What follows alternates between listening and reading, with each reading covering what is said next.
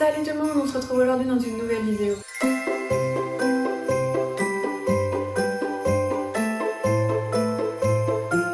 Aujourd'hui, on se retrouve dans une vidéo pour parler de la Saint-Nicolas. Comme vous avez pu le voir dans le titre, la Saint-Nicolas est pour moi une fête qui me tient particulièrement à cœur de par les origines entre guillemets et je sais que c'est une tradition qui est pas spécialement connue, pas spécialement répandue plutôt dans la France, notamment dans la région dans laquelle je suis. Aujourd'hui, je suis dans la région bordelaise. Et c'est vrai que c'est une tradition qui n'est pas du tout connue, et dès que j'en parle, les gens me regardent avec des gros yeux en mode qu'est-ce que c'est que ça. Donc c'est pour ça qu'aujourd'hui on va parler de la Saint-Nicolas. Je crois que je l'ai déjà dit, mais moi j'ai grandi dans la région Lorraine, donc dans le nord-est de la France, et j'y ai grandi pendant pratiquement 10 ans. Donc j'ai fait toute ma petite enfance là-bas, et donc j'ai grandi dans cette région, et c'est pas un mythe, c'est quelque chose qui est connu.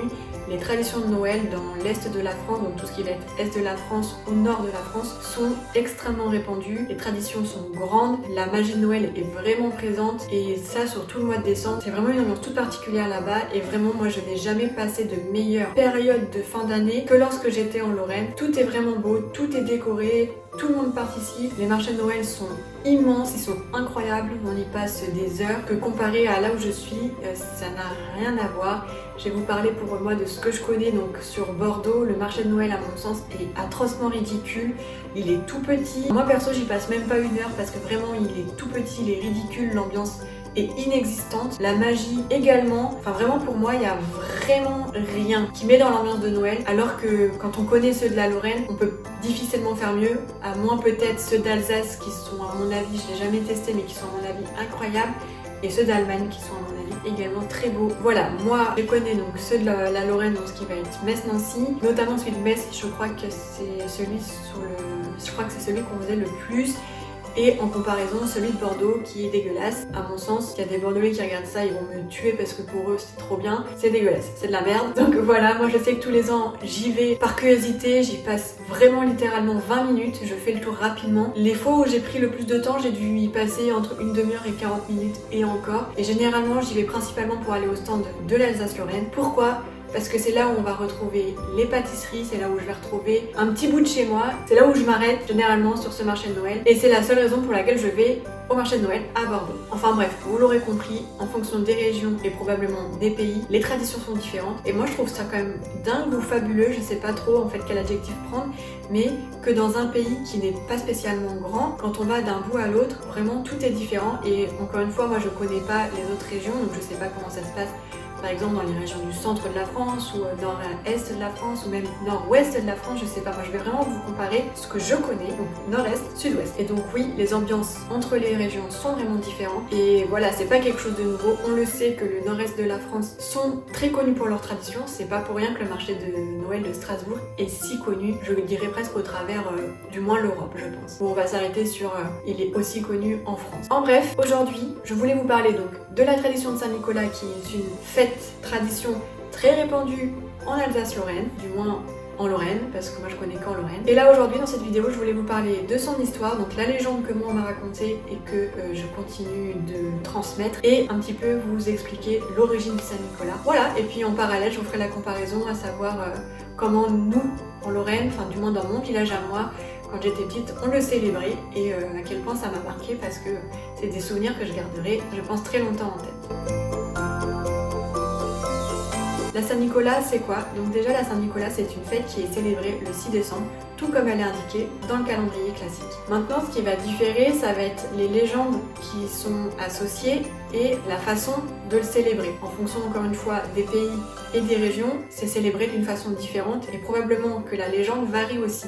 Moi, je vais vous parler de la légende que moi j'ai eue quand j'étais petite, de celle qu'on m'a racontée et de celle que du coup je continue à transmettre. Il faut savoir que nous, à l'école, quand on est plus jeune en Lorraine, c'est une histoire qu'on nous raconte, parce que comme je vous l'ai dit, en Lorraine c'est très ancré dans la tradition. Donc nous, en Lorraine, on en parle, on nous raconte l'histoire, on nous raconte la légende, et c'est comme ça que chez nous, la magie de Saint-Nicolas naît. Moi aujourd'hui, je vais vous parler, je vais vous raconter en bref la légende que moi on m'a racontée, et celle qui finalement est un petit peu plus peut-être vraie entre guillemets, parce que ça reste une légende. Mais du moins, je pense qu'à l'école, on lisse un petit peu la légende pour pour que ça fasse moins peur, glauque. Et puis voilà, et je vous laisserai dans le petit i ou en barre d'infos, je sais pas, le lien vers la légende, la réelle légende en fait que j'ai trouvé, rédigée et tout en mode histoire. Comme ça vous aurez plus de détails si jamais vous êtes curieux de savoir un petit peu plus de quoi il s'agit. Donc moi aujourd'hui, la légende sur laquelle je vais vous parler, en fait, elle parle de 3 enfants qui sont partis dans les champs pour travailler la journée et qui se sont perdus, venus le soir tombant. Et du coup sur le chemin en fait du retour dans lequel ils se sont perdus, ils voient au loin une maison qui est éclairée et ils vont s'y réfugier, donc ils vont aller toquer à la porte et un homme va leur ouvrir. Il s'avère que cet homme est un boucher qui va leur offrir gentiment au début, l'hospitalité pour la nuit. La version soft que je vais vous raconter là et celle qu'on nous raconte à l'école, c'est que ces enfants auraient été enlevés par le boucher et le Saint-Nicolas va par la suite venir à son tour toquer chez le boucher pour se faire inviter à dîner. Et en fait, le Saint-Nicolas, sachant que le boucher avait ses enfants chez lui, va tout faire pour faire avouer le boucher que les enfants sont bien chez lui. Et finalement, le Saint-Nicolas va faire libérer les enfants qui sont vivants. Ça, c'est la version qu'on nous raconte à l'école.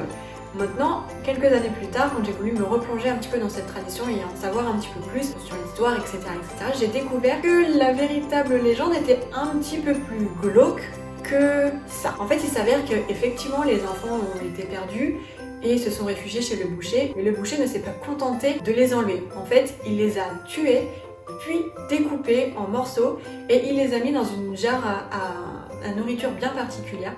Je saurais pas vous dire le nom. Et en fait, du coup, le Saint-Nicolas viendrait également chez le boucher pour se faire inviter à dîner. Et en fait, dans le choix du dîner, le boucher aurait proposé plusieurs choses à lui faire à manger et le Saint-Nicolas aurait dit non jusqu'à lui proposer lui-même de manger l'ingrédient qui est censé être à la place des enfants dans le pot. Je sais pas très clair parce qu'en vrai, ce pot-là, il a une fonction bien particulière. Mais je vous avoue que je m'en rappelle plus. Et donc du coup c'est à ce moment-là que le boucher avouerait que ce sont les gamins qui sont dans le pot et le Saint-Nicolas les aurait sauvés en les ressuscitant. C'est ça l'histoire un peu plus glauque parce qu'en soi le boucher les a clairement massacrés en les découpant et tout. Mais je pense que quand on vous le raconte à l'école, que vous avez 5 ans, vous racontez pas trop cette partie-là parce que, comme je l'ai dit, c'est super glauque en fait. Mais donc, comme vous l'aurez compris, quelle que soit la version que vous choisissez, le Saint-Nicolas vient sauver les 3 enfants de ce fameux boucher en fait. Et la finalité reste la même parce que les 3 enfants repartent en vie avec le Saint-Nicolas qui les a sauvés. Et du coup la finalité c'est que, outre le fait que le Saint-Nicolas ait sauvé les enfants, il va également punir ce boucher en le faisant devenir ce fameux père fouettard qui est également un visage vraiment associé au Saint-Nicolas. Donc on a le Saint-Nicolas qui représente la personne gentille, protectrice des enfants, etc.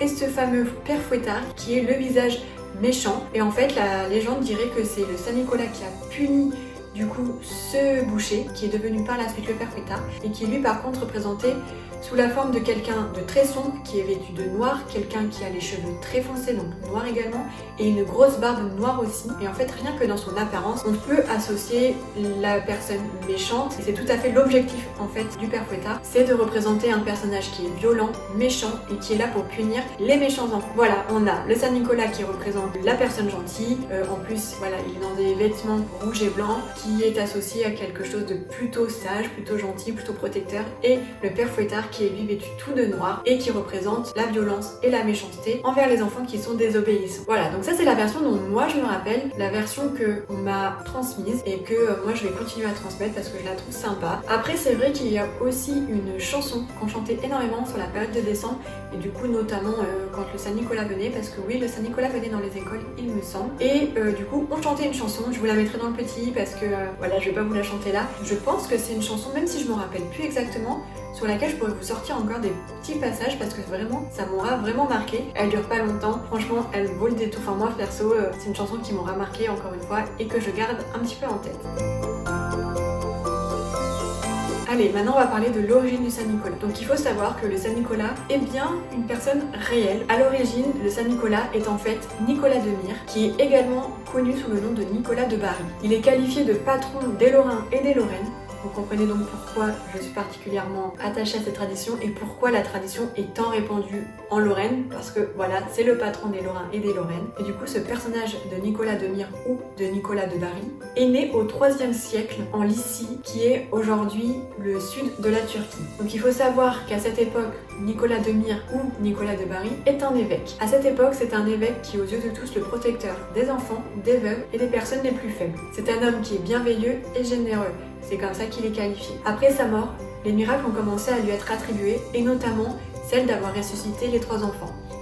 Et là, on peut voir donc la légende qui, soi-disant, pourrait être vraie. Encore une fois, ça reste une légende, ça reste des mythes et des histoires, mais il semblerait que ça pourrait être réel. Du coup, maintenant, chaque année, entre la nuit du 5 et du 6 décembre, le Saint-Nicolas va venir rendre visite aux enfants, et dans le même principe que le Saint-Nicolas, parce qu'il va descendre du ciel et passer également par les cheminées pour se rendre chez les enfants et veiller à ce que les enfants aillent bien. Et du coup, au passage, il distribuerait donc à ses enfants des friandises aux enfants les plus sages. Donc ça peut être des pommes, des fruits secs, des chocolats et surtout les pains d'épices. Effectivement, il faut savoir que le pain d'épices de Saint-Nicolas est extrêmement répandu en Alsace-Lorraine. Il me semblerait que ça soit les meilleurs. Moi je suis pas une grande fan des pains d'épices, donc je pourrais pas vous dire. Et bien entendu, ces pains d'épices sont à l'effigie du Saint-Nicolas. Mais ça, je crois que j'ai déjà dit. Et en plus de ça, dans certaines régions, donc telles que l'Alsace et la Moselle, il y a les fameux manélés, qui sont des petites brioches en forme de petits bonhommes, qui sont préparés par les boulangers le jour de la Saint-Nicolas. Et ça sera le sujet de la vidéo de la semaine prochaine, parce que en effet, je vous ai préparé la recette des manélés que moi je fais et que j'adore. Donc ça, vous l'aurez la semaine prochaine en vidéo sur ma chaîne. Donc ces petits biscuits, c'est pas des biscuits, des brioches en forme de bonhomme sont généralement pour le goûter accompagnés d'un super chocolat chaud. Et c'est pour moi le meilleur goûter de décembre. Les manélés avec le chocolat chaud. Rien de mieux que pour se réchauffer dans une ambiance chaleureuse de fête dans un bon mois de décembre. Maintenant, je vais vous parler de moi, de comment moi je le célébrais dans mon village. Parce que oui, dans mon village, on faisait la fête, clairement pour la Saint-Nicolas. Et je voudrais vous raconter du coup comment moi je le faisais et du coup à quel point ces souvenirs m'auront marqué et ils m'auront marqué parce qu'effectivement, je le garde en tête et j'en ai de très bons souvenirs. Dès que j'en parle, j'ai le sourire. Donc je voulais absolument vous faire partager ça. Donc déjà, moi, il faut savoir que j'ai grandi dans une famille où les traditions de Noël sont vraiment importantes. Effectivement, ma mère est lorraine, donc voilà. Elle a toujours baigné dans les traditions de Noël hyper fortes. Donc elle m'a transmis ça également quand j'étais jeune. Et aujourd'hui, c'est trop bien. Clairement, je suis tellement contente d'avoir eu la chance d'avoir une famille comme ça, qui m'a inculqué une telle magie sur la période de Noël, parce que c'est vraiment trop beau. C'est vrai que j'ai eu la chance d'avoir toujours des Noëls incroyables. Mes parents n'ont jamais manqué d'imagination pour faire mûrir la magie de Noël et pour alimenter la magie de Noël. C'est vrai que tous les ans, moi les cadeaux, ils étaient pas sous le sapin. À chaque fois, ils trouvaient une histoire, quelque chose pour agrémenter et pour varier en fait la magie de Noël. Et c'est vrai que moi je n'ai eu les cadeaux que très rarement sous le sapin parce que mes parents les ont mis dans toutes les pièces de la maison. Tous les ans, c'était la grosse surprise de où est-ce que le Père Noël allait passer. J'ai eu le droit à son passage dans la salle de bain, dans ma chambre, dans une autre pièce, dans la cheminée même, ça a dû être une galère. Et bien entendu, j'ai aussi eu le droit sous le sapin, mais tous les ans, j'avais le droit à un endroit différent. Et à chaque fois, ils trouvaient le bon prétexte pour me faire aller dans la pièce pour que je puisse découvrir les cadeaux. Parce que oui, chez nous, les cadeaux, c'est le 24 au soir. Et donc à chaque fois, ils trouvaient la bonne solution. Par exemple, quand c'était dans la salle de bain, ils faisaient genre « Allez Mélissa, va te laver les dents ». Donc moi, je me dirigeais très naïvement vers la salle de bain et je découvrais les cadeaux. Pareil pour la chambre, on me disait « Bon, il serait l'heure d'aller mettre ton pyjama ». Et là, je découvre pareil les cadeaux dans ma chambre. Et cette fois-ci, ça m'aura marqué parce que c'était trop beau. Ils avaient mis des petites paillettes, ils avaient mis des guirlandes lumineuses. Et je me rappelle que j'avais eu peur cette année-là. Parce qu'en fait, pour moi, la magie de Noël était tellement importante que j'avais peur de tomber sur le Père Noël et de gâcher ce moment-là. C'est très bizarre. Je voulais absolument pas être face au Père Noël. Alors attention, on enlève le Père Noël commerciaux là qui sont dans les centres commerciaux, on enlève ça, ça n'a rien à voir. Mais moi, pour moi, le vrai Père Noël, on pouvait pas le voir. Et du coup, ça me faisait peur de me dire que peut-être il était là. Et quand j'ai vu la guirlande lumineuse, je me rappelle très bien, j'avais peur que le Père Noël soit encore là en train de déposer les cadeaux. Et je me rappelle que j'avais hyper peur de me rendre dans ma chambre. Mais finalement, non, il y était pas forcément. Et j'ai découvert l'ensemble des cadeaux avec une mise en scène incroyable. Ils avaient tracé son chemin en paillettes jusqu'à ma fenêtre pour faire genre que le Père Noël semait des petites paillettes sur son passage. Enfin, c'était trop mignon. Et je me rappelle que je les avais même eu une fois dans le jardin, à savoir dans la neige, parce que oui, à l'époque, en Lorraine, il y avait la neige et on fêtait Noël sous la neige, c'était incroyable. Et je me rappelle très bien qu'une année, ils ont mis les cadeaux dans la brouette, dans le jardin, qui était recouvert de neige. Enfin, c'était trop beau et vous voyez, c'est vraiment des souvenirs incroyables que je garde en tête. C'est vrai que du coup, grâce à toutes ces mises en scène que mes parents ont pu mettre en place, moi j'ai cru au Père Noël extrêmement longtemps. Et ce qui a fait que j'ai pu cru au Père Noël, c'était clairement l'école. Parce que forcément à l'école, en tant qu'enfant, on est un peu dégueulasse entre nous. Et dès qu'on va savoir que le Père Noël n'existe pas, on va tout faire pour convaincre ses amis que le Père Noël n'existait pas. Et c'est ça qui est dommage parce que il y a des enfants qui ont besoin de cette magie, cette imagination. Et moi je me rappelle que j'ai quand même cru vraiment très longtemps, malgré que j'ai mes amis qui me disaient que non, il n'existait pas. Les mises en scène étaient tellement bien faites que vraiment j'y ai cru pendant un très très bon moment. Et je vais être honnête, encore aujourd'hui, j'ai beau avoir 26 ans, on continue de faire des petites mises en scène comme ça, des petites surprises, et on continue à faire perdurer cette magie qui pour nous est vraiment super importante sur la période de Noël. Et par exemple, c'est vrai que des fois, il nous arrive de cacher les cadeaux, on ne sait pas où, et en plus, comme on n'a pas envie de se gâcher la surprise, on va pas aller fouiller et chercher les cadeaux. Ça, c'est vraiment un gros plus. Moi, j'ai jamais été fouillée pour essayer de trouver, ou même si des fois j'essayais, je cherchais, je suis sûre, dans des cachettes qui étaient super nulles, parce que j'avais pas du tout envie de tomber sur les cadeaux. C'est nul en fait. Enfin, moi je trouve ça tellement nul de se gâcher la surprise de ce qu'on pourrait avoir. Pour dire que nous, il arrive qu'on se cache les cadeaux et que le soir de Noël, du coup, le temps qu'on aille aux toilettes par exemple, les cadeaux apparaissent d'un coup comme si le Père Noël était passé et avait déposé les cadeaux sous le sapin. Vous voyez bien que la magie de Noël est quelque chose qui est vraiment très importante chez nous, et du coup Saint-Nicolas également. Pour revenir un petit peu sur le sujet de base de comment était fêté Saint-Nicolas en fait chez nous, il faut savoir que donc dans mon village, on fêtait Saint-Nicolas et il y avait un événement qui y était associé. On était dans un village viticole et pour fêter la Saint-Nicolas, on avait quelqu'un qui tractait une sorte de char en fait dans laquelle était mis un tonneau, donc qui représente en général le tonneau où le boucher a enfermé les enfants. Et dans ce tonneau, 3 enfants du village étaient sélectionnés pour y être mis. Et il faut savoir que dans ce tonneau, il y avait des centaines, des milliers de bonbons dans lesquels les enfants étaient. Et ces 3 enfants avaient pour but de les jeter en dehors du char. Et donc tous les enfants et tout le monde, en fait, tout le village, marchait derrière ce char de manière à récupérer les bonbons. Et c'est comme ça qu'on fêtait, nous, la Saint-Nicolas. Donc il faut aussi savoir que, bien entendu, on avait le personnage de Saint-Nicolas qui était présent et qui, je crois, faisait la marche avec nous. Et également le père Fouettard qui était aussi présent pour être méchant avec les enfants passage. Et il faut savoir que d'ailleurs c'était un personnage qui était très convoité parce que les enfants allaient le charrier, allaient l'embêter histoire de voir jusqu'où il était capable.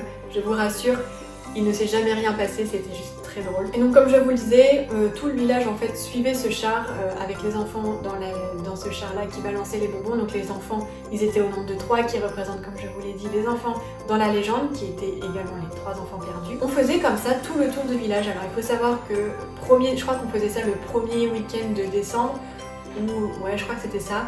À savoir qu'on faisait ça sur la fin de journée, donc en nuit tombante. Il faisait hyper froid parce qu'en Lorraine ça caille. Il faisait super froid et généralement le meilleur moment c'était le moment juste après qui était le goûter, parce que après avoir fait le tour du village, donc on marchait quand même pas mal, donc on avait nos petits sacs remplis de bonbons. On se dirigeait tous vers la salle des fêtes dans laquelle nous attendait un super bon goûter avec le fameux chocolat chaud, avec également le fameux morceau de brioche. Alors on n'avait pas les manelés individuels, mais on avait un gros morceau de brioche, c'était trop bon. Et à défaut de nous donner du pain d'épices qui, je pense pour les enfants, n'est pas le truc le plus apprécié, on nous donnait notre petit chocolat, notre petit Saint-Nicolas en chocolat. Et voilà comment on terminait la journée. Il me semble également que le Saint-Nicolas du coup venait nous rendre visite dans la salle des fêtes et qu'on pouvait faire des photos, tout comme on le fait avec les Pères Noël dans les différents centres commerciaux. Voilà, ça c'est mon histoire avec la Saint-Nicolas, c'est nous comment on l'a célébré, comment moi on me l'a raconté. Et c'est vraiment une tradition que je tiens extrêmement à faire partager parce que ok, c'est quelque chose qui est plutôt répandu dans le nord-est de la France, mais je trouve que c'est beau et j'aimerais bien, à mon échelle, pouvoir la faire découvrir à d'autres personnes. C'est pourquoi moi par exemple à mon travail j'en parle énormément de manière à leur faire connaître, j'en parlerai à mes enfants et dès que je peux en parler j'en parle. C'est pourquoi aujourd'hui je fais cette vidéo pour peut-être toucher d'autres personnes et vous faire découvrir à votre tour cette fabuleuse tradition. Comme vous pouvez le voir, c'est un super souvenir que je garde. D'ailleurs je serais hyper curieuse de savoir si aujourd'hui, 20 ans après, cette tradition et cette fête est toujours célébrée de la même manière dans mon village. Ça serait vraiment Je serais vraiment curieuse de savoir si c'est toujours d'actualité ou pas. Et donc maintenant, comme je vous l'ai dit, on est parti de la région Lorraine pour partir dans la région bordelaise. Et même si aujourd'hui on n'a plus d'événements liés, enfin on fait plus rien, il n'y a plus de fêtes, il n'y a plus rien, on garde toujours quand même une grosse pensée.